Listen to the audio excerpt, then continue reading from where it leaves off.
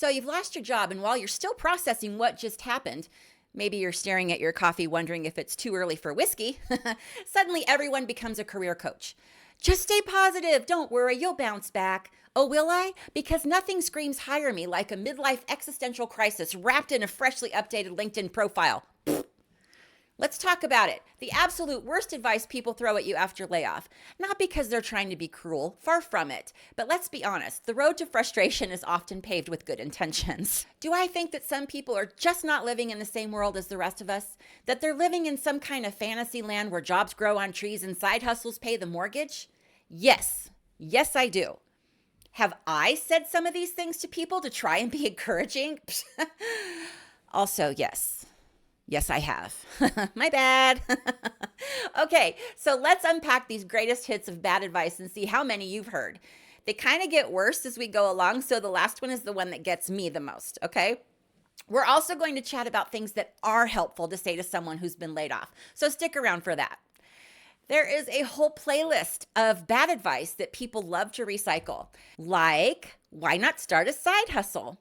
Sure, because selling sock puppets on Etsy is definitely going to cover my health insurance premiums. Maybe I'll sell some motivational mugs that say everything happens for a reason to pay for my mortgage. Don't get me wrong, hustles are great, but let's stop pretending that they're a substitute for, I don't know, a livable wage.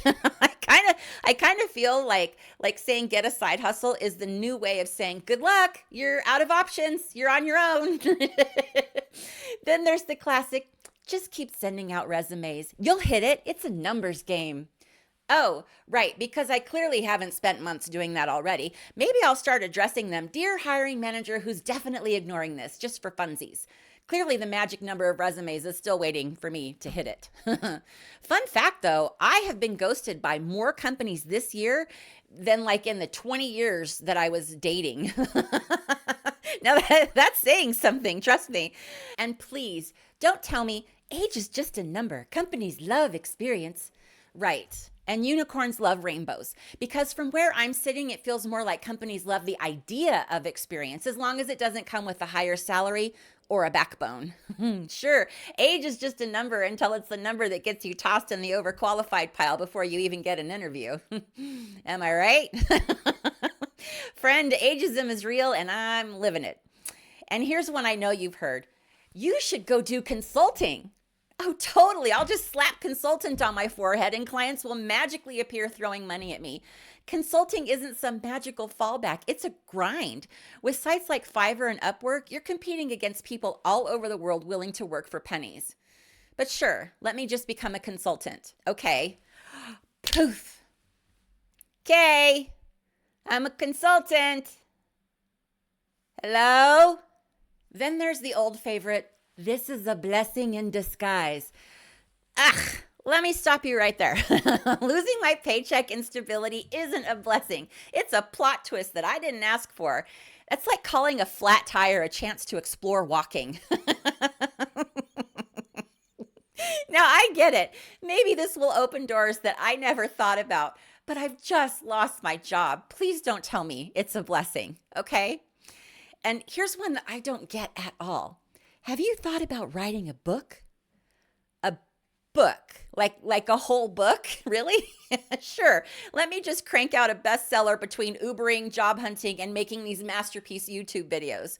I'll call it Overqualified and Underestimated, the Midlife Job Search.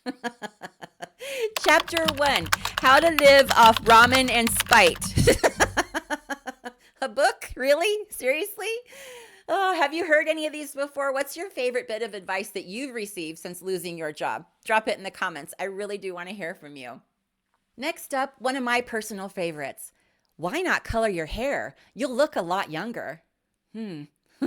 Okay. Do you not think I know how I look? I see myself every damn day. I have earned the right to be who I am. Telling me to look younger isn't advice, it's just toxic. And frankly, if you can't see the value of a person beyond the color of their hair, then you are part of the problem, my friend. Then there's the timeless advice. Just stay positive. Put good things out to the universe. Oh, absolutely, because nothing turns things around like blind optimism. Let me just radiate good vibes while I sort through rejection emails and figure out how to pay my bills with positive energy. I'll let you know when the universe decides to pitch in, but right now it's busy giving me a corporate colonoscopy without so much as buying me dinner first. And finally, we've reached the last one. Have you tried reaching out to your network? Yes, Brenda. I've emailed everyone I've ever met since kindergarten. The only replies that I get are from other out of work people trying to get me to buy their MLM essential oils or protein shakes. When your entire network is also out of work or about to be, networking feels like trying to organize a potluck where nobody has any food. It's just a bunch of empty dishes and forced optimism.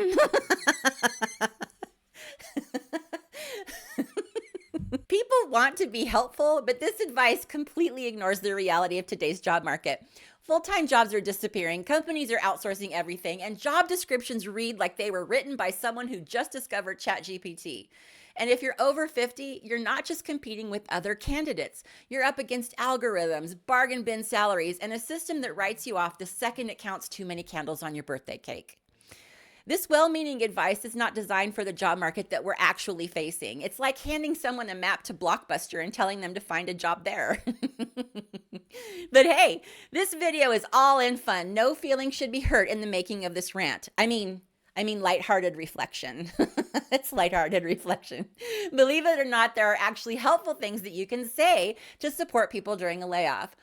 First off, try, how can I support you during this time? This is a million times better than telling them to start a blog or color their hair. You would be amazed how much it helps to have someone just listen or offer practical support like sharing job leads or introducing them to your network. Another solid option, I know this sucks. Do you want to talk about it? Yes, thank you. Hearing you acknowledge that is way better than pretending that this is a blessing in disguise. Sometimes just being able to vent or talk about it without being told to stay positive can make a world of difference. Oh, and here's a pro tip. Asking to talk about it over tacos is always a win. Always.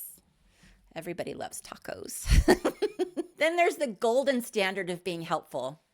I'm here for you.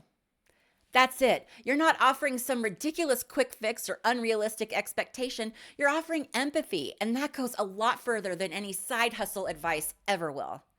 Finally, you can offer something actionable with what kind of work are you looking for? Helping someone with practical steps, looking over their resume, or brainstorming new job opportunities, or just saying that you'll get the word out to your network, hugely supportive, hugely supportive.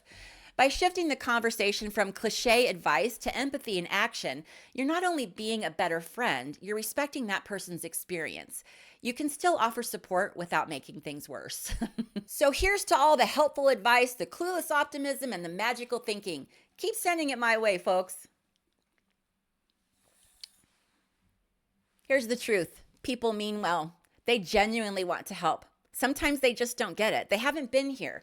They're not navigating the same broken hiring system or fighting against the same expectations. And honestly, that's great. I love that for them.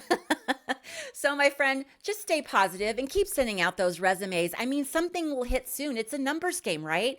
And don't forget to focus on your self-care. Maybe start a side hustle or a blog where you journal about your journey. And hey, if none of that works out, there's always consulting. Here's the thing. This system wasn't built for us. It wasn't designed to value experience or loyalty or the humanity we bring to the table. It's time to stop playing their game and start rewriting the rules ourselves. Because if we don't call this out, who will? Watch here as I lightheartedly reflect on calling out the system.